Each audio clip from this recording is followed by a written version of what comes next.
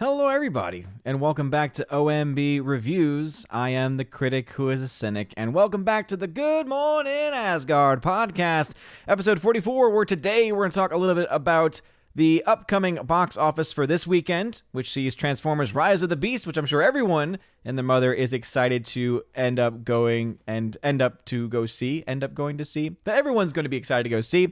And also focusing especially on the upcoming Flash box office, comparing it to other DC EU movies. I was able to work on some charting this morning, and so I've got some comparisons, some overall ticket sale estimates, and what we can expect for the upcoming Flash film and where it stands in comparison to the rest of the DC EU. We will also talk a little bit about Indiana Jones and the Dial of Destiny, as we have some early box office projections on that film as well. So a ton of stuff to talk about in addition to the video that I was able to put out this morning. So thank you for everyone for having patience on the box office breakdown. I went into New Orleans this past weekend to go see my parents, but also to help work on the I did shows.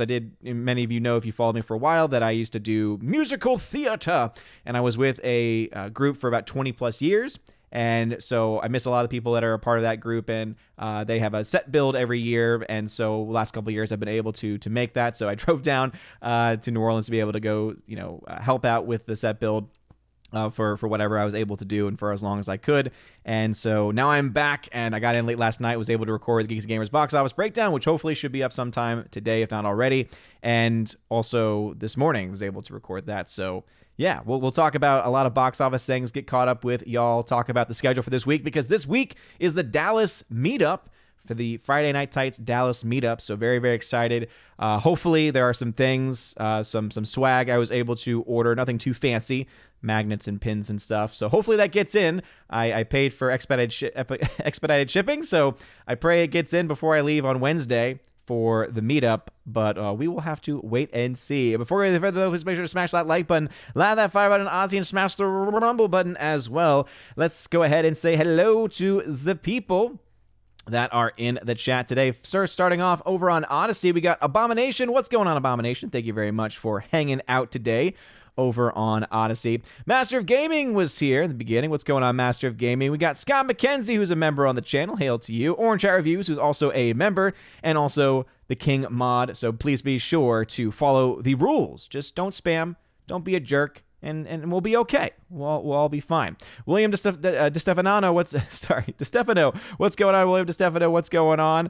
Orange Chat Reviews also reminding everyone, if you have a comment or question, just put @Odin at the very beginning of your comment, @Odin. That lets me know that you're trying to get my attention, and it helps me able to read through some of the haze. So again, thank you for joining if you are jumping on this morning stream.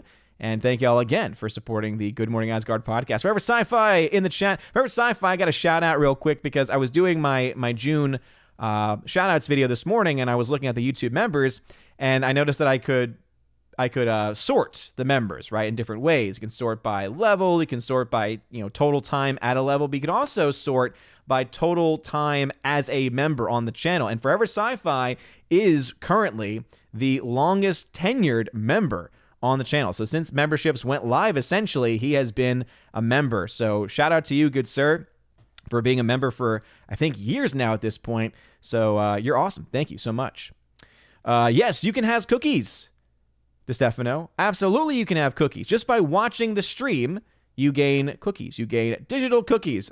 If you want to know how to check, you can look at how Orange Chat Reviews has put the exclamation point cookies. That is what triggers the bot to let you know how many cookies you have. And those are useful when we have giveaways, which are very, very random. And again, you never know when a giveaway is going to happen. But those are what allow you to buy the digital tickets you need in order to enter in for giveaways. Because I do giveaways, and I don't make anyone pay to be able to enter into the channel-wide giveaways. But the one thing I do ask is that someone is, watching the channel, is a member on the channel in not the formal way, but is watching, right? You don't have to be a paying member as a part of the YouTube members in order to be a supporter. And so I try to open that up for everybody. So that's how the digital cookies come into play. And as you can see, Orange Chat Reviews is a part of the Court of Asgard, as he has been a longtime viewer as well. Let's see. Forever Sci-Fi says, we should just start calling every male character that Disney ruins as Jake. Jake Skywalker, Indiana Jake, Prince Jake. Yeah, definitely seems that way. It seems to fit. Though I will say, I think Jake Skywalker fits a little bit better just because of the rich history of the name Jake in that franchise. So, but yeah, it's not looking good. I can say that much for the early numbers and the early projections for Dial of Destiny. And I can see how some people in the box office, maybe, people like, I always blank out on her name, and it's probably a good thing that I don't have her name ready in my mind at any time, but Grace Randolph. I know she was saying how Little Mermaid was doing amazing and how Super Mario Brothers was not doing amazing and all this other stuff. It's just interesting to see her takes on different things. And because, yeah, if you watch the box office breakdown from this morning, Little Mermaid is set to lose a lot of money. And this is coming also, remember that I fully admit this, that there are different people with different metrics. I've talked to, shout out to Valiant Renegade, who's also been a longtime member on the channel too. And he, and I'm so glad to see, his channel and its tremendous growth, and his production value is insane. I wish I could have that level of production value. And it makes complete sense as to why I think if he has not already passed me in subs, he will very soon pass me in subs, and he will easily hit 100,000 people before I do, because, hey, He's doing really great work. And one of the things, though, that I was talking to him, DMing with him, was, what was his typical metric for a break even? And he's a little bit closer to 3 times. I don't think he has a set value, but a little closer to 3 times the budget is for him, his break even. And again, that makes a lot of sense. I understand and recognize that there's been some changes to the contracts between theaters and between studios ever since, the streaming began, especially with COVID and everything. But I go by the numbers as I've known them, and I go by just the numbers and the metrics that have served me well for years now. And but even on my more conservative estimate, kind of get back to the main point there, on my more conservative 2.5 times break even point, the movie is not. It's just not going to do it. I mean, right now the film, Little Mermaid, is really just tracking to such a level and degree, especially internationally, to not really make much of a splash, all pun intended. That's a Deadline article right there. And it is set to actually lose quite a bit of money. Even on my low-end estimates, I'm saying around $50 million as far as a loss is concerned. If it completely falls off the cliff, even closer to $100 million, and that's a conservative estimate. So we're looking at a film that, in all likelihood, will be guaranteed to lose around $100 million. And I think the big question is, how much above $100 million does the film actually lose for Disney? You then jump ahead to films like Elemental, which is set to come out in a couple weeks. That movie has an abysmal number for its starting point, for its early projections, and its actual total domestic range has actually dropped by about 16%. According to Box Office Pro's numbers. And so we'll look at those numbers in just a second. The Rabid Stoner 420, what's going on? Welcome back. Miss Minnesota hockey fan, how about a hockey player? How is it going? Prototopics, how is it going? Gotten here from your Little Mermaid breakdowns. Good stuff. Thank you very much. I appreciate that. It's fun. It's really fun to do. I'm glad that it's just fascinating to see all the channels that cover box office now, because I know that I was not the first. By no means. Grace Randolph has technically been doing it for a long time, and obviously Deadline and all the other mainstream sites out there have been covering it too. And, you can even look to someone like Dan Murrell, and he's been doing box office stuff for a long time as well. But as far as in our general vicinity, in our general community, I feel like I've always been kind of like the primary person. It's interesting to see now there are so many other people, some people who are just dedicated box office channels, and the others who have now kind of brought that into their weekly routine and their weekly stuff. It's just fascinating. It's fascinating to look at. But Fair Sci-Fi says, woohoo, I have seniority. You do. You honestly do. Again, longest tenured member on the channel. In fact, let me see if I can try to get a metric on that. Though, of course, YouTube Studio has become that much more complicated over the years. But let me see if I can pull this up. Total time as a member. Let's see. Wait a minute. Okay. So actually, technically, the longest tenured member. I need to correct myself here. All right.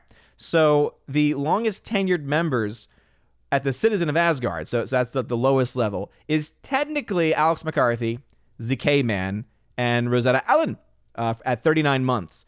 And for the Army of Asgard, so as far as the people who get shout-outs, though, the people who get the verbal shout-outs and get the, or no, rather, the people who get the actual shout-outs at the very end of every video where the names are posted, right? The names that get listed there. Forever Sci-Fi is the longest tenured member there at 38 months. So still a very, very long time. And you're also in the top 3 of overall consistent, having joined and have remained a member for that entire time. So, hey. Kudos to you, Forever Sci-Fi. And you're always here for the streams and including the morning streams, so I appreciate you. I'm glad I was able to fact check myself on that. But yeah, you're awesome, dude. Thank you so much for being a part of this. All right, let's go ahead and dive into the numbers because that is, of course, what we're going to be talking about today. And so let's go to Box Office Pro to get ourselves started off today. All right, so first, let's talk about more in the immediate future. So the most recent update that they gave us as far as their long-range forecasting, and just as to give a frame of reference, this was posted on June 2nd. So just 3 days ago, this was posted. So the this coming weekend, we see Transformers: Rise of the Beast. Yes, probably the 20th, the 20th Transformers live-action movie or so. That's definitely how it seems. It's definitely how it seems for sure. But yeah, Transformers, the franchise that was driven into the ground. It's amazing that this is all from Paramount. And what Paramount was able to do last year, especially working with Tom Cruise, working with his studio to bring us Top Gun Maverick, it's just amazing how we oftentimes, myself included, forget that the studio was also responsible for running Transformers into the ground. So as you can see, Rise of the Beast is projected at this point to make between $37 and $46 million in its opening weekend, with a total domestic range of $75 to $100 million. Now, for those that maybe have not followed this or don't follow this on a regular basis, that is abysmal. For a film like Transformers, which let's go ahead and actually, because we like to do things live here on OMB Reviews, let's see if there's a budget posted yet. A $200 million film. I'm not surprised. I was gonna guess $200 million. Because that sounds about right these days for movies like this. On a $200 million budget, that means that the break-even point for that movie is roughly around $500 million or so. It's only going to make $100 million, according to these estimates, and in fact, probably less than $100 million in total, for the entirety of its run. $100 million domestically. So that means the film would have to make around what? Around $400 million internationally in order for it to break even. And again, that's just using typical standards. That's ignoring the fact that, okay, at a 1-to-4 ratio, right, when you have those kinds of numbers, you are looking at a situation where when the vast majority of your money is coming from international, your break even is actually higher because you get very little return on investment when it comes to the international markets. That's why most movies fall in that 2.5 times the budget, because most of them have a pretty fair split between domestic and international. Domestic, they get a much higher percentage. International, they get a much lower percentage, right? But to have a total domestic of around $100 million for that movie is abysmal. And I just do not see a path forward for this movie to be able to make any type of splash internationally either, because there's really no buzz around this movie. Every time the trailer comes on screen, it's funny because the last times that I've gone to the theater, the last times that I have gone to the theater and I've been listening to, because people are talking, before the movie, sometimes during the movie, it drives me nuts. But during trailers, it makes a little bit more sense. After the trailers for this movie, people have just been like, yeah, okay. Just really no one has shown any interest. No one has really shown any passion or any excitement for this film. And so Rise of the Beast, I think, is in a lot of financial trouble. I don't think it's going to be able to get anywhere close to it. Now, I didn't do a breakdown comparing it to other films in the franchise because the franchise, as again, we maybe have forgotten. But you know what? It's the morning. And we like to do things live here on the channel. So let's go ahead and let's just do a basic analysis of the Transformers franchise, because I think it's important. It's important just to recognize where the franchise was and where the franchise is now. So let's see if we can get and pull this up real quick. All right, so just as a basic, so this is not adjusting numbers for inflation, but again, I do still think it's going to show you kind of the trajectory of the franchise, right? So the first Transformers movie's opening weekend back in 2007 All right, so this is unadjusted, was around $70 million. Revenge of the Fallen, $108. $97 million for Dark of the Moon. $100 million, Age of Extinction. $44 million for Last Night. $21 million for Bumblebee. For those that maybe don't remember, I hated Bumblebee. I thought Bumblebee had a terrible story. The effects were nice. The effects have always been the strong suit of the franchise. Now, they've used too much of them, but they've looked nice. You know, when you're spending $200 million on almost every single project, yeah, those effects better look nice. Now, look at the worldwide box office, because some might say, yeah, well, it's never really been a domestic property. Oh, au contraire. $400 million back in 2009, Revenge of the Fallen. All right, $352 million, $242. So it used to have power. It used to bring interest even to the domestic market, but clearly it was driven into the ground. The stories were terrible. The movies were terrible. And so people started to lose interest. So you see this natural progression, right? It starts off pretty strong, and then it grows, right? It reaches a kind of this peak at Revenge of the Fallen, and then it just starts to tailspin, right? Dark of the Moon, from those that have seen it, for those that are even fans of that franchise, say it's a terrible movie, that third movie. But hey, you start to see kind of the demise, right? It drops $100 million in just a few years, right? Coming with the fourth movie. It drops another $100 million with Last Night, and then we see it drops just a little bit with Bumblebee. And there's a plethora of reasons as to why that might be the case. But even internationally, we see a very similar story, right? It starts off pretty strong in the first movie, grows, reaches this peak right here with the third movie, and then does a little bit worse with the fourth. But then look at that. Now you see the international starts to drop off like a cliff. So as a frame of reference, the last Transformers movie we got in theaters back in 2018 was Bumblebee, and that film only made $465 million worldwide. Now, that's a decent number on a $100 million budget, right? That's actually a decent metric. On a $100 million budget, you only need to make about $250 million to break even. The fact that you can see this film was able to get roughly a third of its entire box office domestically is not the best, but it's definitely not the worst, right? It's definitely not what we are likely to see from an Age of Extinction, or what we are absolutely seeing from a film like Fast and Furious 10, right? But this number is, I think, a great metric, because I think this is what's going to tell us. So that means only about $300 million came from the international market. So what can then we expect for this upcoming Transformers film? I think $300 million, and I think ballpark on that. And that means ultimately at a $200 million budget, there's just no way that the film is going to be able to reach its break-even point. Or if it does somehow reach its break-even point, it's going to be hard to say it's a success when the vast majority of its money is going to be coming from that international market. So not a good look. So that's what's upcoming this weekend, is Transformers Rise of the Beast. And even though it's definitely trending upwards, it is just not looking good. It's not going to be a good performer at the box office, just based on these very early numbers. Now, obviously, can things change? For sure. And if they do change, we of course will talk about those things. But right now, there's no indication that is going to change anytime soon. And with especially competition at the box office coming from films like Still Guardians 3 is still performing pretty well. And I think that film is on its way to maybe even being able to catch a film like Wakanda Forever. You also have, of course, Mario hanging around. You've got the more recent films. Little Mermaid is barely doing anything, but hey, it is still technically competition. And you, of course, have the more recent releases too, right? Of Spider-Verse, which is just killing it right now in all markets, right? In all different places. And one thing I forgot to mention on the box office breakdown this morning, isn't it interesting how the number one excuse as to why, right? There were two excuses tied intimately together that the mainstream media was trying to tell us, the lie they were trying to spin about why The Little Mermaid was doing poorly in the international market. The first lie was review bombing, right? We know this is a notorious lie, and we know it's something they pull out every time a film that they, for some reason, want to support, for some reason is a part of their woke agenda, is being decimated, right? Because it's not doing well, because people don't want to go see it. So that was, again, that first lie. The second lie, though, was that, people aren't seeing it, especially in the East, especially in the Asian countries, because they're racist. Right, this is something that was actively being said, right? Well, everyone knows how racist, the people of China are, and how racist. It's like, again, even if we were to admit those things to be true, and I think it's a little bit more nuanced than just blanket stating that, it also is completely irrelevant, because look at what Miles Morales is doing at the box office in those countries, right? The entire box office for Little Mermaid, last update from China, was around $3 million. Just after its opening weekend in China, Miles Morales, Spider-Verse, is at $20 million there.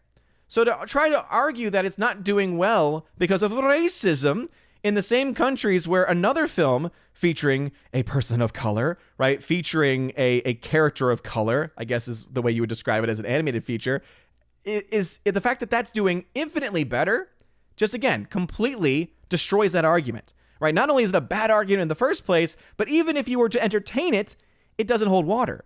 And we knew this going in because we could go back to films like Black Panther, which did significantly better than what Little Mermaid's doing right now. And it's just insane. It honestly is. Let's see. So the same weekend, you also, or rather the next weekend after that, you have a film called The Blackening. That's going to be interesting. The trailers look interesting, but not looking like it's going to be a huge box office draw.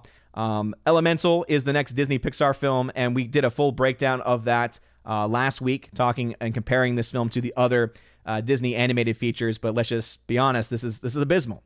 All right, so in a couple weeks, Elemental comes out, 31 to 41 million opening weekend, and what, 120 million dollars they expect this to do total domestic.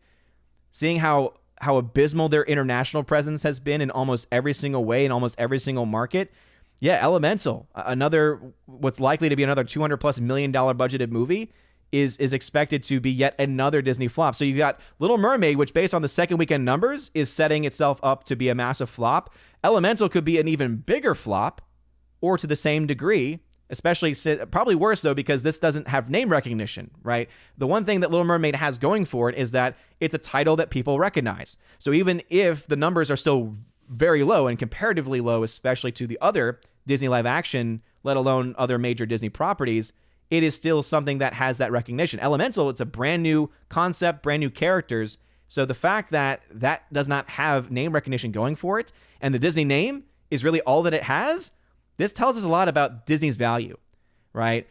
I would love to see the stocks and the value of the stocks when this movie comes out, because I honestly am going to ask the question of what is keeping the Disney stock valued in any degree at this point? How is it a valuable buy at this point, other than the fact that the stock has, reached a level where it's always around a certain amount of money?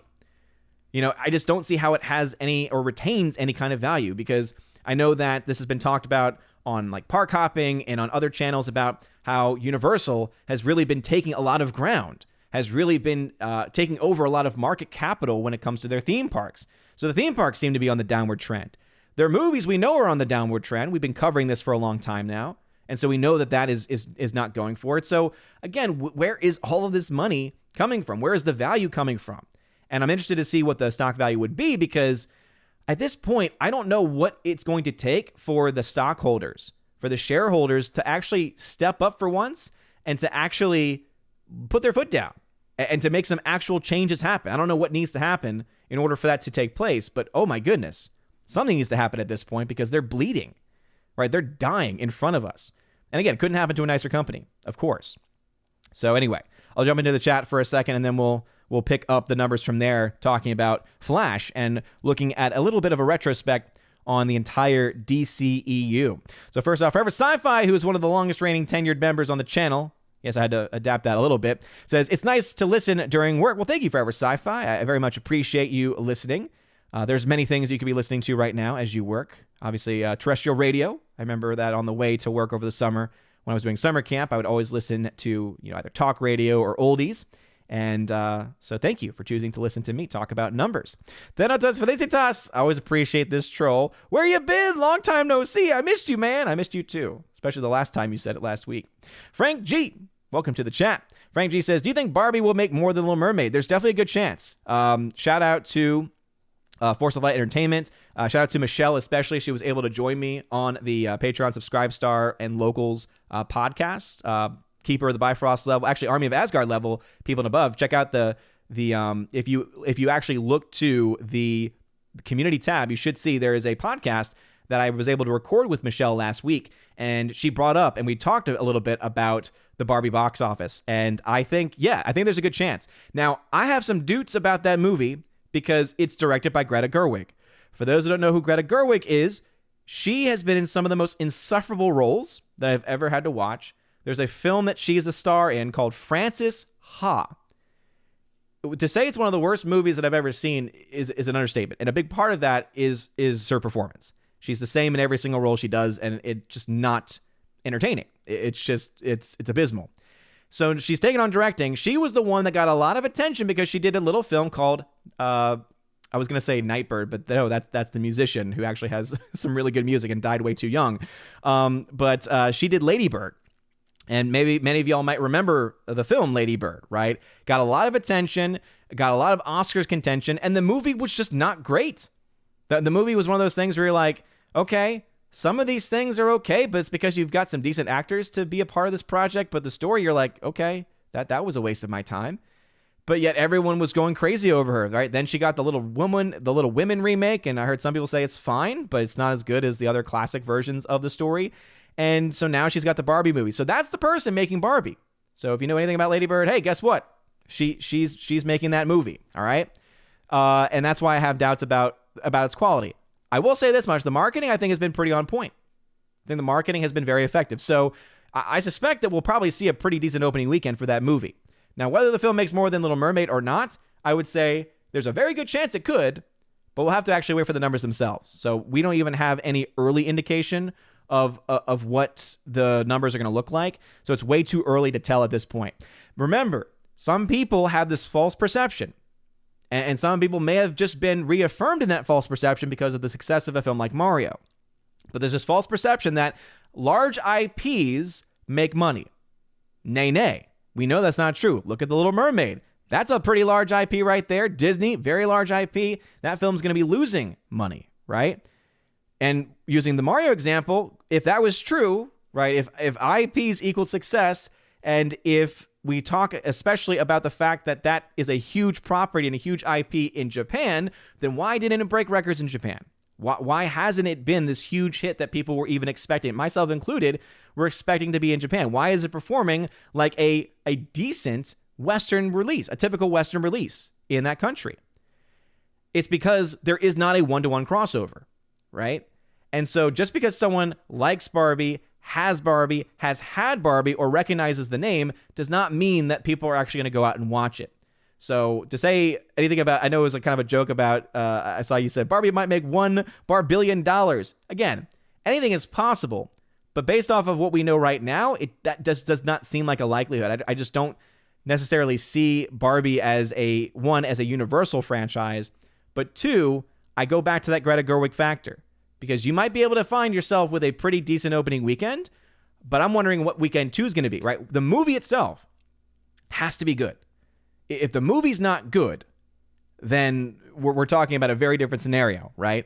And with Greta Gerwig behind the helm, the chances of it being good are a lot less likely than it being bad. So, Mr. Roy, what's going on, good sir? Thanks for being here. Miss Martin Muses, thank you very much for the rose. I appreciate that. Chef Nick Nero says, hey man, need some prayers. Buddy, I've been going through what I'd say is the hardest time in my life. Got laid off February, then interview after interview, rejection after rejection. Been rough. Chef, absolutely, man. We'll definitely be praying for you. And I'm very sorry to hear that you've been going through that. I know that has to be tough, especially in the market that we have today where there aren't a whole lot of opportunities. And the ones that are very competitive, as you kind of alluded to there. Yeah, absolutely. Be praying for you, man. And I hope everything goes well for you. Nate Miller, welcome to the chat. It's okay to be wrong. No, Bumblebee was not good. Just because you have a character design that happens to be close to the original conception does not make the actual story itself good. I go especially to the jumping the shark moment in the movie where, oh, she was a swimmer. She was a diver. What does she do at the very end of the movie? She dives. Forever Sci-Fi. Fast and Furious and Transformers have gotten into Police Academy 5 territory at this point. They just need to let them go. Yeah, absolutely. I mean, I haven't seen the Police Academy films to be able to speak specific to that franchise. But yeah, I mean, Fast and Furious, I mention this every single time. You know, I for me, it stops being good at 6, right? 6 to me was the last one where, and by good, I just mean entertaining, right? Entertaining. Even when it's stupid, even when it's not good, objectively speaking, it's still subjectively enjoying. But with 7 and after, things get just so stupid and so crazy, it's just no longer fun, right? It's so stupid, it's so crazy, it's so off the walls that it's hard to enjoy. And again, I know some people absolutely can enjoy it. Alice McCarthy is a staunch defender of all things Fast and Furious on the channel. Shout out to him. But Yeah, I think absolutely we could say the same thing about Transformers 2. And the box office, I think, indicates that. Even for Fast and Furious, right? The last Fast and Furious movie made around $700 million, and that was in the midst of the pandemic. So it did pretty well, right, for all things considered. You look at the box office now, because of that budget especially, that film's set to lose quite a bit of money at this point. Laura, the Modern Major General, what's going on? Says, morning, driving to work for Demand. Oh, no, not Demand. Not Demand. Dan Blackroy, what's going on? Again, if you have a comment or question you want read aloud on the channel, just put @Odin at the very beginning of your comment. That's all I ask. Laura had to say, too many people are afraid of speaking up against woke companies like Disney. It's true.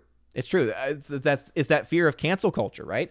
But I think that I'm hoping, at the very least, that what we see going on with Twitter, what we see going on with what happened, for instance, with the Daily Wire drama. For those that maybe didn't follow it, we talked a little bit about this with Force of Light on the Patreon Subscribe Star Locals podcast, a little bit about Elon Musk basically having people in his company go underneath him to put bans and put restrictions on that movie. And then he just, the next day retweets it and says, hey, every parent needs to watch this movie. It's brilliant, right? What we see, though, from that, and we can even go back as far as Gina Carano, there are people now who recognize, no, these people do not have the power to cancel. Now, depending on your industry, it could again, things are a little bit different depending on your industry. So, for instance, there are people who work in a corporation or who work for a company, and if they were to speak out, if they have a regular everyday job, guess what? The ability to get canceled is definitely a lot higher, and there's not as much protection. But when it comes to investors, when it comes to people with a lot of money, right, like a lot of these stockholders I imagine have, it's very difficult for me to think that they could actually authentically and practically be canceled, right? Because even if you have this Twitter mob backlash, we've seen how that has been kind of just turned into a nothing burger.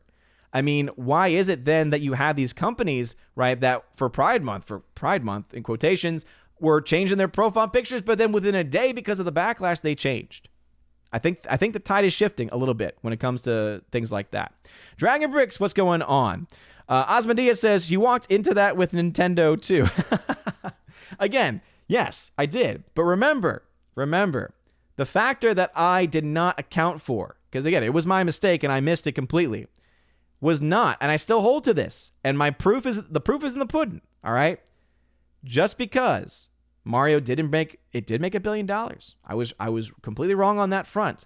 But why did it make $1 billion? It made $1 billion because it was able to, just like what we've seen from Universal and just like we've seen with a lot of Illumination's products, been able to capture that family audience, those kids, right? And that was the factor that I just completely lost sight of. Like, okay, you take what they already do really well with kids and then add an even more recognizable character to it, and that makes up you got about $1 billion, framework to work with there, 900 million or so to framework to work with as far as Illumination's, power and influence in the market, and then add to that a recognizable character. Okay, that gets you to $1 billion. And again, I missed that. Hindsight's 2020. I missed that.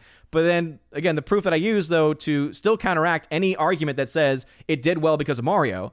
Okay, then why didn't it break records in Japan? Why didn't it do that in home turf? Right? And we can come up with a lot of examples, but I think it all comes down to a very simple fact. There is not a one-to-one crossover between franchises, between characters, between IPs, and people going to buy tickets, right? We just don't see that. And so I think that that's a very important factor to dive into it, right? Miss Minnesota fan says, I had Barbie dolls as a little girl, and I don't think that I want to see this movie. Yeah. And again, I could see why someone would either want to or not want to see, for sure. Abomination over on Odyssey tag to say, what's kind of sad is people are talking about their favorite Pixar movies like Toy Story, A Bug's Life, The Incredibles, WALL-E, Up.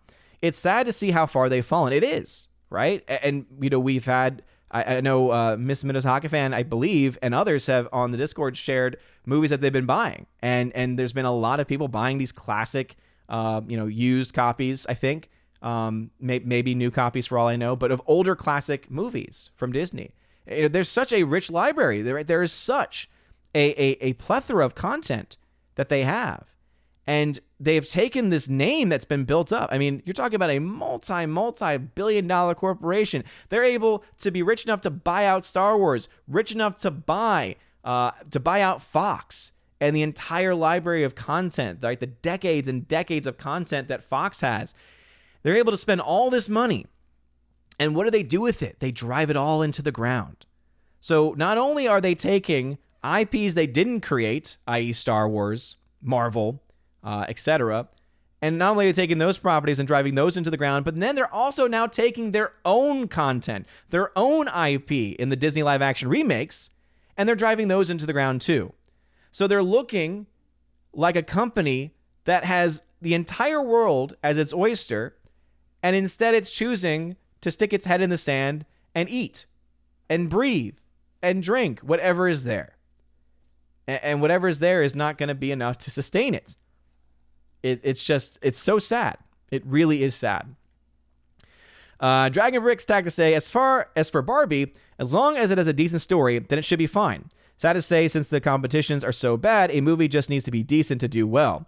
Well, it's not even just competition, though. I think that's a false dichotomy, because we know that there are films that have come out with no competition that have not made any money. So it's not even competition. It's a film has to be good. And I think that's always been a standard to a degree. Right? Film has always had to be good to make huge money. But what's different in today's world versus the pre-COVID world, and it was, again, the box office was already moving in a downward trajectory year to year. But what COVID especially stressed for a lot of people, and what we've now seen is, hey, I'm not just going to spend my dispensable income on movies by people who hate me anymore. Or I'm not going to spend my money on movies that are okay. Why would I want to go out of my way to spend $15, in some cities, $20 on a movie ticket alone? That's before any snacks or anything like that. Why would you spend that money on a film that's just going to be okay? Why would you spend that money on a film that's going to be, oh, it was entertaining, but it was really, really bad? Not a lot of people are going to do that. A lot of people would say, you know what? I'm just going to wait for it to come out on streaming. Or, hey, I'm just not going to watch it at all. So, yeah, there's a lot of stuff going on. But a film needs to be good just in general. Because you especially look at these lower budget movies, these smaller films. Like there was a slate of 3 from this past weekend where we got the second weekend numbers, and all 3 of them are set to flop. And these are films that cost around $20 million or so. So much lower than the $100+ million that we're seeing from these other major films, right? But yeah, there's all these other factors that have to be looked at. TubeU, what is going on over on Odyssey? Appreciate you being here. And again, just put at Odin at the very beginning of your comment. At Odin lets me know you're trying to get my attention. The only people that do not have to put at Odin are those that are members on the channel, the green names. Dragon Bricks tag to say, best example is J.K. Rowling. She is too rich for the peasants to cancel her. Well, again, it's not even just that. It's that she's not allowing them to. That's the other major factor, right? You can only be canceled if you're allowed to be. And I think that's what Gina Carano especially taught everybody, is that, no, you can only be canceled if you allow them to be. Because what happened? Oh, yes, she lost her job as far as her role in Star Wars is concerned, right? Okay, and that's bad. However, look at what Star Wars is now. And then you start to think to yourself, wait, maybe it's not as bad as we thought it first was, all right? Then you add to that, okay, what has she done since then? She starred in a movie that was pretty well received in Terror on the Prairie. What is she doing? She's working, directing, producing, writing her own movie, something that she's been wanting to do for a long time. So you ask me, you ask her, do you think she got canceled? Do you think that she is worse off today than she was then? And then that really does come down to a certain degree, it comes down to perception, right? Of, do you think losing a job at Disney is a bigger deal than what I or others would think it to be? Because right now, losing a job at Disney doesn't really seem like that big of a deal to me, right? And you look at what someone's doing now, whereas where they were, to me, it looks like she's doing a lot more now. It's almost free because now also she doesn't have to worry about trying to tiptoe. Not like she was doing that before, but now she has even less to worry about. And why did that happen? Because she didn't allow it to happen. She did not allow herself to be canceled. She did not kowtow to the mob. And I think that ultimately is why we are seeing more and more people do that. Orange Eye Reviews says, Disney is dying a slow death because Disney holds the majority of entertainment. However, they have lost money They won't go under for another few years unless people do an absolute boycott. Well, here's the other problem, though, Orange Chat, is that an absolute boycott is just unrealistic. It's unrealistic. Now, I think that what you're seeing, though, is you are seeing partial boycotts in very important areas. You're seeing it within their kids' movies. That used to be their bread and butter. Think about how many millions of dollars they made every year on kids' content. They are now bleeding money on kids' content. Star Wars, right? Technically speaking, if you look to Star Wars content, the only film to officially lose money, the only film to officially lose any type of money was Solo: A Star Wars Story. We lost about $100 million. But then you look at the ratings of their Disney Plus shows and you're seeing, okay, they might as well be losing money on those shows because no one's watching them, right? So you look at those areas. You look at Marvel. Marvel now losing money too. All of these different areas. If you look to the history of these properties, for years, they were making bank, mass profits. So this is still a relatively new phenomenon. So I don't even think a total boycott would be needed. I think, honestly, what you see happening naturally, there's not even really an active boycott going on against Disney's live action remakes or against their animated content. Right? If this is just what a generic malaise does, imagine if you did turn that into, or imagine if there was something that led people to have a more active approach to denying Disney content and denying them dollars, you know? So, yeah, I don't even think you need a total ban of them. I think, honestly, at some point you are going to get to a figure that is going to be a step too far for these shareholders. Because at some point, a shareholder, if you've got billions of dollars getting lost, not just, every week, but, year in, year out, at some point, something's got to fold. Nate Miller trying to say, great point on all these woke companies changing logos colors back. It's been the best thing to watch this June, exactly. Or I like to say it's the month of the Sacred Heart, or Humility Month. Miss Minnesota fan says, Finding Nemo is my favorite Pixar film. Yeah, Finding Nemo is fantastic. It's great. However, I do appreciate, I saw that you corrected it to Nemo after, but I would love to see Finding Nero. That'd be an interesting film. Disney has already gone off the rails so far with their content. Finding Nero could be interesting. Finding Nero could be incredibly interesting. Here's Johnny. What's going on? Still too early to tell on Oppenheimer, but there's some hype there. Film has to be good, ultimately. Orange Reviews says, I acknowledge the unrealistic nature of absolute boycott. And you are right. We're making slow progress in the right areas. Personally, I wish we had a huge mousetrap. Oh, yeah. And I think a lot of people definitely feel that way, right? Wish that we could maybe expedite the process a little bit. Could definitely expedite the process. But yeah, the reason why I'm always against total boycott in a general sense is because it is usually unrealistic. You think about how many things, content-wise, does Disney actually own, right? And someone could boycott content, right? But people need to remember that means that now you're boycotting ESPN. For some people that could be very easy to boycott ESPN, or they're already boycotting ESPN. But then you have to think, okay, what does ESPN own? Okay, what sports are only available via this company? What stations do they own? Because, okay, if they own all the ABC stations, okay, think about everything ABC owns. So it starts to become a point where, are you honestly going to, every single time you're about to watch something or you're about to view something, going to research saying, oh, is there any type of connection whatsoever to Disney? That's a tough thing. That's really a tough thing to get to. Not to mention, think about how they rent their properties out to different companies and different studios, right? They don't do it nearly as much because they have Disney Plus, but Star Wars just the other day was playing on like TNT or TBS. So that means that they're getting money from Disney. So by supporting their channel and by supporting their studio, you are now also supporting their efforts to pay for, you see how I mean? Like, an absolute boycott starts to become a very big problem. It starts to become unrealistic and untenable. So that's why I think if you boycott, especially with a massive corporation like Disney, specific areas, so not going to see their movies, right? Or at the very least saying, I'm not going to support their animated films, or I'm not going to support anything geared or directed towards kids. I'm not going to go to the parks anymore. And I'm not saying that someone has to do that. I'm saying if you were going to talk about a more realistic approach, That's the direction that I think would actually make a lot more sense. Abomination over on Odyssey tried to say, also, we would have to boycott restaurants and bars, which now ESPN show ESPN on their TV. Exactly. Abomination. Thank you. Right? You get it. And that's why when people complain saying, why are you watching the movies and supporting? It's like, well, the reason why is because if I and others who are calling this crap out stop watching these movies and stop talking about these movies and stop reviewing them, guess what? The only thing you're going to find on YouTube, if you're searching for review of this or review of that, is going to be the people who are protecting it, the people who are shilling for it, and not calling the stuff out. You don't want to seed the ground. You don't want to seed the territory. You could absolutely be a lot more careful or a lot more strategic. So people pulling the old, as I call it, the old razzle-dazzle. This is the expression I use, the old razzle-dazzle. For those who don't know what the old razzle-dazzle is, you go to a theater, you buy a ticket for a movie, and you go to see another one. So that way your movie is still going to the theater. Right? Part of that ticket still goes to support the theater. And if there's a movie or a studio that you do want to support, you have that too. But anyway.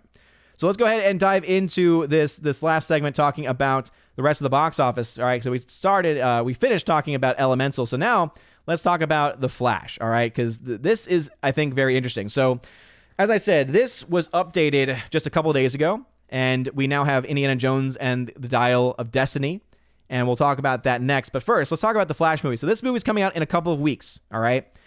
This film's opening weekend is projected to be between 85 and 120 million. Notice how their projections have actually dropped quite a bit, right? From the last time they had their chart, so it's usually about a week or so apart, the opening weekend has dropped 8%. The entire domestic run in their projections has dropped 1%. Now, I've gone ahead and done some of the math, all right? I've done some of the math on this. And so, I've taken the numbers that we could see here from the more recent films, right? So films like Aquaman, which is the most successful financially of all the DCEU. So this is specifically DCEU films. So Batman, as far as an IP from the Nolanverse, doesn't count. That's not a part of the DCEU. And anyone who's honest knows that that is the actual case, right? That is the factual reality. But we also have the most recent films, all right? So if we're going by the most recent one, Shazam, okay. Definitely a better opening weekend, but as you can see, it doesn't have a whole lot of stuff to be excited for, right? There isn't a whole lot of momentum going in DC's direction, especially if you look at the entire box office run. Right now, The Flash is being projected to be making basically more in its domestic market than the entirety of the runs of all the previous DC films. Now, this does include films like Suicide Squad, and that was August 2021, so there were definitely worldwide theaters that were still dealing with the pandemic. But remember, this was also around the time, even just a couple months out actually, from a little film called Spider-Man No Way Home, which was able to make well over $1 billion. All right, so again, the movie itself does also make a bit of a difference. Now, I've gone ahead, though, and gone through the history of the entire DCEU to break down what can we actually see as far as metrics are concerned of what The Flash's projected opening weekend domestically and how it holds to the previous films in the franchise, okay? So, going back to 2013's Man of Steel, crazy to think about this, I did not realize Man of Steel cost so much money. Warner Brothers, similar to Disney, has been terrible with money. They are absolutely terrible with money. Because if you look to even the heart of the DCEU, which many people will look at to say like Batman v Superman was like that heart, Aquaman was definitely the most successful as far as worldwide box office. But in all of the cases you see, okay, they spent quite a bit of money, right? They spent quite a bit of money on almost all of these movies. So when you adjust these numbers for inflation, the entire budget for Man of Steel was around $300 million. That's insane, right? Opening weekend for that movie was $150 million. So you're already seeing, okay, $150 million opening weekend for Man of Steel 2013. Where is The Flash expected to open? Around $100 million. So not even going to match the first of the DCEU movies. So you're already starting off there. Okay, that doesn't mean that it's over. That doesn't mean it's game over, man, right? That's not where we're not there yet. But it is important to have as a frame of reference. Now, when you compare this to ticket sales, okay, average ticket price of that time comparing to its opening weekend, it's about 14 million tickets. So The Flash is going to make half of that, is going to sell about half the tickets of Man of Steel. All right. Batman v Superman. Obviously, that had a lot of hype. I remember I was working at AMC when this film came out. I remember the posters. And I remember being like, oh, I want that poster. I want the Batman poster. I want the Superman poster. These look great. This film ended up sucking. This film ended up being terrible. However, opening weekend was still pretty strong. Over $200 million domestic. It's about 19 million tickets. So this is the peak of the DCEU. Right? This is the most tickets opening weekend that they ever sold. It's not the most money they made overall because we know that went to Aquaman. But domestically opening weekend, as far as starts are concerned, Batman v Superman was their biggest success at 19 million tickets. Dropped a little bit with the first Suicide Squad film to 15 million. And as you can see now, the wheels kind of start to fall off. All right. Wonder Woman, pretty solid movie. Still was affected by how bad the previous movies were, especially Batman v Superman. Sold only 11.5 million tickets. 10 million tickets for Justice League. We know how that turned out, right? That was the Joss Whedon cut. Dropped to 7 million tickets for Aquaman. And again, this film ended up actually being quite a success, worldwide, right? Over $1 billion there. Then we go to Shazam, which is arguably, I think, the best of the entire DCEU run, was that first Shazam film. I know not everyone agrees with that statement. That film only sold about 5 million tickets. That was in 2019. Then you get to the pandemic years, all right? Birds of Prey, that was already looking to be a flop even before the pandemic really hit full swing. That sold 3.5 million tickets in its opening weekend. That film inevitably flopped. Then we had Wonder Woman 1984. This film had a day-and-date release with HBO Max, now, of course, just known as Max. This had a $1.7 million ticket. So again, there are definitely asterisks next to these two because of the pandemic and theaters being closed. The Suicide Squad the next year, 2.5 million tickets. Black Adam, all right? So now we're getting into 2022 with Black Adam, and this movie doesn't have any excuse. This film has no excuse. You had The Rock in the movie. You had a massive social media campaign. You had a massive marketing campaign. No reason for this film to not be able to capture and recapture a lot of that ground. 6.4 million tickets, though. This film inevitably also ended up being a flop with a $224 million budget, right? Shazam 2, oh boy, this was one of the worst, all right? Only 2.3 million tickets. So this film actually did worse than The Suicide Squad. The Suicide Squad had to deal with closed theaters. That's how bad Shazam 2 did at the box office. Now, what does that mean, though, for The Flash? Now, first off, I don't buy this number here, all right? So right now, the projections on the budget for this movie, they have a range of $200 to $220 million. I don't buy that for a second. Knowing how long it's taken them to make this movie, how many reshoots they've had to do on this movie, how much scandal has been surrounding this movie, I would not be surprised if once we get closer to the release within the next week or so, if that number gets bumped up to 250.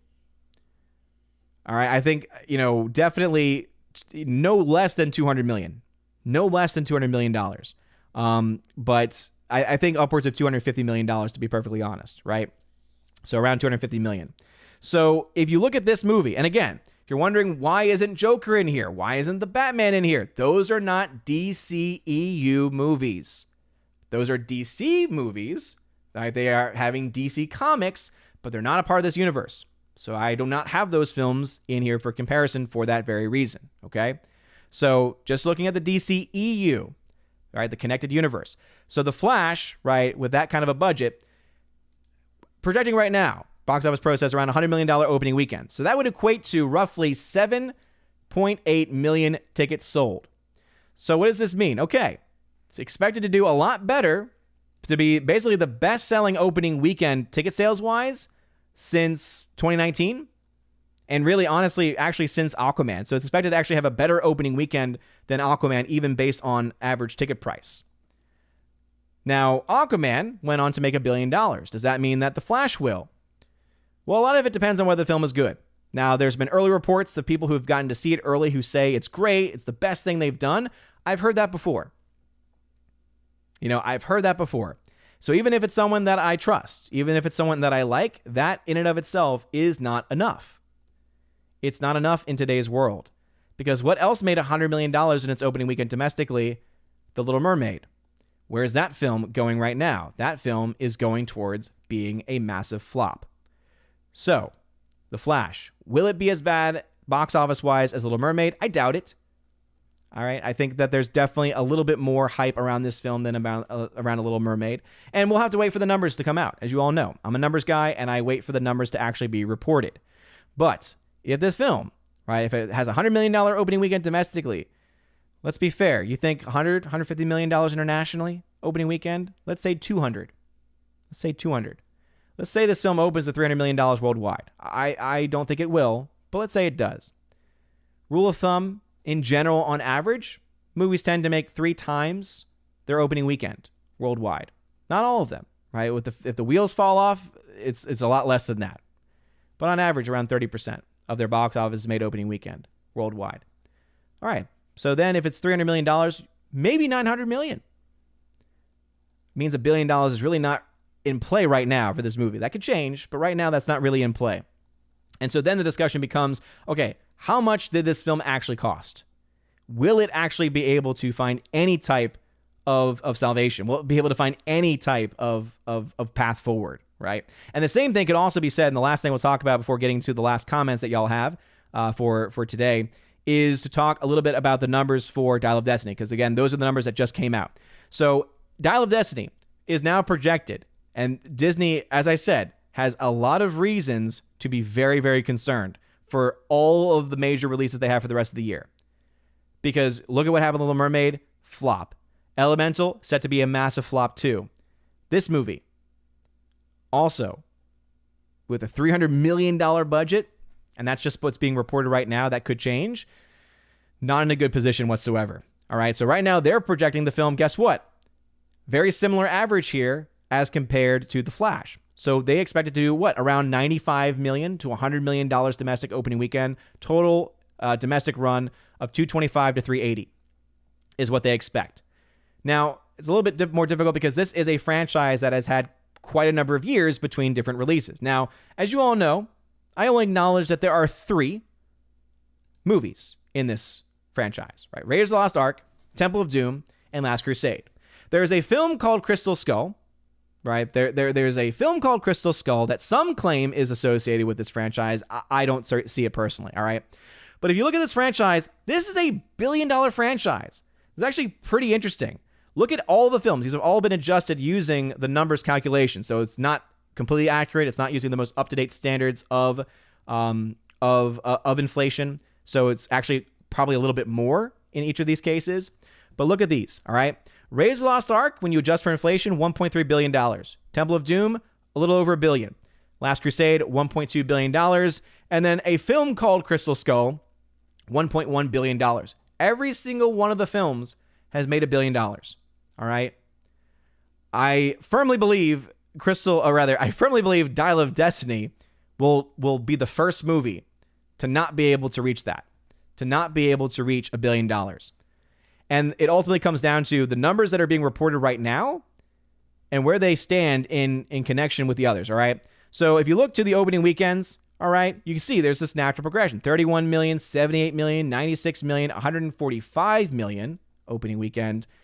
They're expecting it to do 100. So already you're starting off at a total domestic, and they're even saying, even though they expect it to do better than what Last Crusade did, they still expect it to be coming in much less than what Last Crusade did domestically. Now, why do you think that's the case? Well, because I imagine the people at Box Office Pro and anyone else tracking this is looking at the movie saying, oh yeah, I don't think this is going to hold very well. I think that this could do a decent amount opening weekend, but even then, it's not really a whole lot. It's a lot less than what Crystal Skull did. It's a lot less than what Crystal Skull did. And let's just be honest. Is the international market going to show up for a man as old as Harrison Ford, and I love Harrison Ford, but a man at his age acting like an action star? I don't think they will, all right? Some did show up in 2008, but that's a long time ago at this point. Think about how old he was in that movie. It's even worse now. And if all the things that we've been hearing about the movie, all the rumors, all the speculation, especially with the role of Phoebe Waller-Bridge in the movie, it's not looking good. So $1 billion franchise, yet another multi-billion-dollar franchise going down the drain by Disney. It's insane. It is absolutely insane. All right, let's get into the comments before ending the show today. Thank y'all again for being here. And again, just put @Odin at the very beginning of your comment if you have any questions, or comments that you want me to read aloud. That's all I ask. Orange Eye Reviews, who is a member, says, however, there's an absolute boycott by many people for Anheuser-Busch, and that is working. But Orange Hat, here's the other thing, all right? Are there a lot of people that are boycotting Anheuser-Busch outright? Yes. Are there more people that are boycotting Bud Light specifically? Yes. So that is, again, a bit of a double-edged sword there, because the market share and value of Bud Light as an IP, as a brand, is, I think, the bigger story versus the Anheuser-Busch totals. Because much of what's happening to Anheuser-Busch is happening specifically because of Bud Light. Now, again, are there people that are boycotting all of the brands, or rather all of the beers that Anheuser-Busch owns and all the subsidiaries? Sure, there are some people that are doing that, but a lot more people are focusing specifically on Bud Light and on Bud products specifically. Miss Minnesota fan says, I have not seen a Disney movie in theaters since 2019. I don't blame you. I don't. Frank G, are you excited for Jennifer Lawrence's movie No Hard Feelings? Oh, you know it, Frank. You know it, Frank. I'm dreading it. Cthulhu tagged to say, is there anything that Disney has slated that even remotely looks interesting to you looking ahead? I don't even want to see Deadpool. That would probably be the next one for me. And yeah, by Disney proper? No. Because even Deadpool is going to be under the 20th Century Studios logo, I believe. Right? I believe that's still going to be under 20th Century Studios. So, yeah, I don't. I can't think of anything off the top of my head. I really can't. Dan Blackroy tagged to say, when The Flash first went into production, movie tickets cost a nickel. I know, right? That's how it feels. Back in my day when The Flash first began its production on the boom. I don't know why I turned that into Bill Cosby at the end. Guess there's some connections between the lead star of The Flash and that. Osmond Diaz says, never underestimate the Ezra factor. There will be some people who will just ignore the movie because of him, regardless of the quality. Agreed.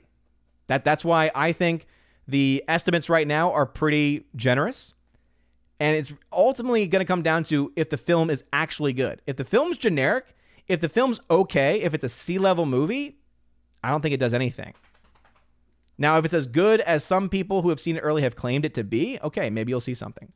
Dan Blackroy, do you think the international market might bail indie out a little, like the last Bond movie, and creep it into profit? No, I honestly don't, because if you look to those as far as franchises are concerned, you'll again, if you look to those overall numbers, Raiders, obviously at that time in history, if you look to the original trilogy, right, the first three movies, and really the only three movies in the entire Indiana Jones franchise, you see that international does not play as heavy as a role, right? It's not until 89 that the international is actually higher for indie versus its domestic. But it's always been a very strong domestic property. But the fact that the domestic market's not showing up for it, and the fact that for Crystal Skull in 2008, it was still not as high as Last Crusade's international presence, that I think should tell you kind of, and that does to me speak volumes as far as the overall recognition, brand recognition overseas for that property. So I don't think the international is going to show up for it. I really don't. Yeah, I think it's not going to be good for it. Let's see. B-Rad says, Crystal Skull is fan fiction and doesn't count. Exactly. And it looks like Dial of Destiny is probably going to be in a very similar boat. And I agree, Abomination. Yes, the lead actor in The Flash is worse than the Bill Cosby thing. Yeah, I would agree with that. And Ben, I see what you did there with your name. Ben Dover, I see what you did. Dial of Destiny will get between $650 and $700 million. I think that's realistic. And it could be less. I think that would probably be, at this point, this early on, that would be a high point. I think that would be kind of a high point for me of where I think the film will end up. If the film's good, that can change things. Opening weekend will have a major impact on those numbers. But yeah, it'll be fascinating to watch. But those are all the numbers as they currently stand. Thank you all for joining me on the Welcome to Asgard podcast. The Good Morning Asgard. Good Morning Asgard podcast. I sometimes forget where I am. I sometimes forget where I am, and I don't know where. And it's Tuesday.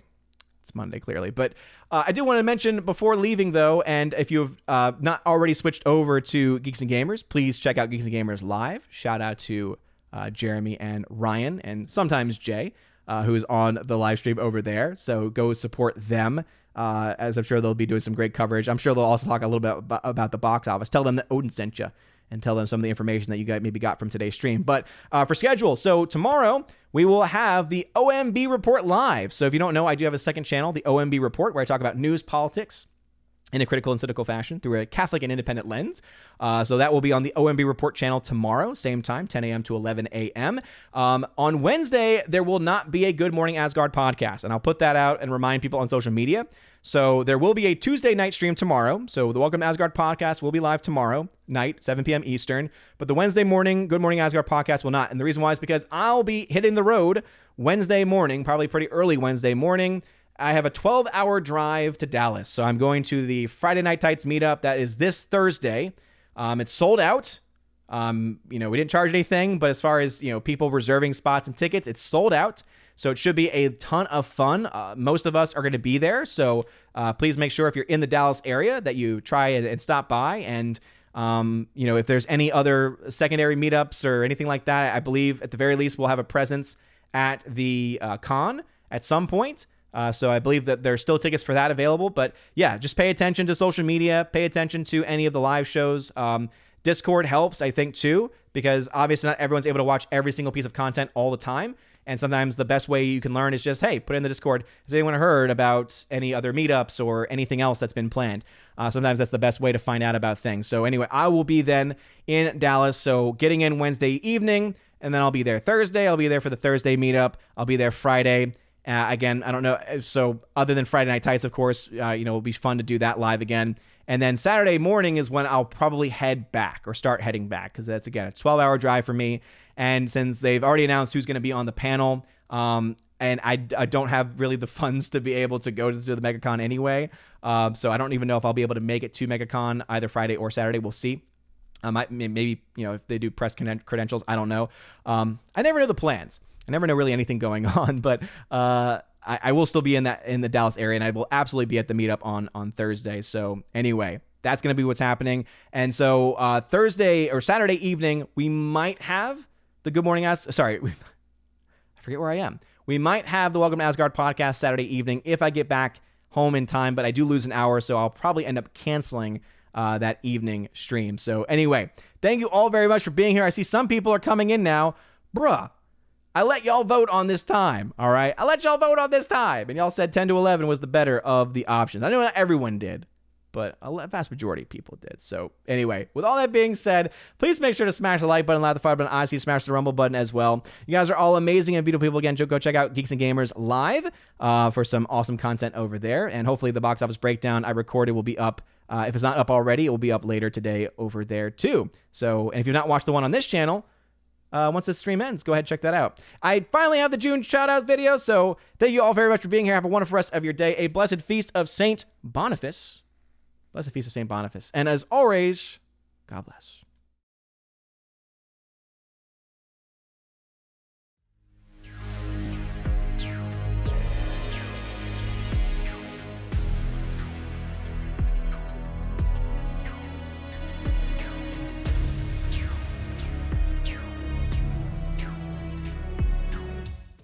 And now for a huge special shout out to all of my June Patreon, Subscribe Star, and Locals members at the Keeper, the Bifrost level and above. Starting off first with Patreon, Father Luca Illich, Heimir Irie Hymason, Garrett Searles, Joe Horn, Jonathan Carney, Orange Hat Reviews, you can check it over at his YouTube channel, Orange Hat Reviews, Laura, the Modern Major General Story, Rosetta Allen, who you can check out at her YouTube channel of Eagle Rider, and Miss Martin Muses, who you can check out at her YouTube channel by the same name as well. Also to my Subscribe Star peeps, Matt317, check out his Twitch channel by the same name, Fast Reaction, The R, Mr. Roy, J-Rod the Beer Guru, and ZK Man, who you can check out over at xtheboundaries.co. And lastly, to my Locals members, Miss Minnesota Hockey Fan, How About a Hockey Player, J.H. Schwalbach, and Robert Barnes, the amazing lawyer. And again, thank you all very much for being my supporters. If you want your name shout out at the end of every live stream and every video, check out the top link in the video description below. You also can get access to things like a giveaways channel where I give away Blu-rays, 4K steelbooks, all kinds of stuff every single, most weeks in the month. I try to give away something, or at the very least towards the end of the month, month, I will make it up with several giveaways. Basically, most people are guaranteed to walk away with something at the end of every single month. So if you want access to that, again, check out the top link in the video description below, as well as access to an exclusive podcast. This past month, I was actually able to record a great podcast with Michelle from Force of Light Entertainment. So you want access to that and also a plethora of other content, check out the link in the video description below. You guys are all amazing and beautiful people. Hope you have a wonderful rest of your day. And as always, God bless.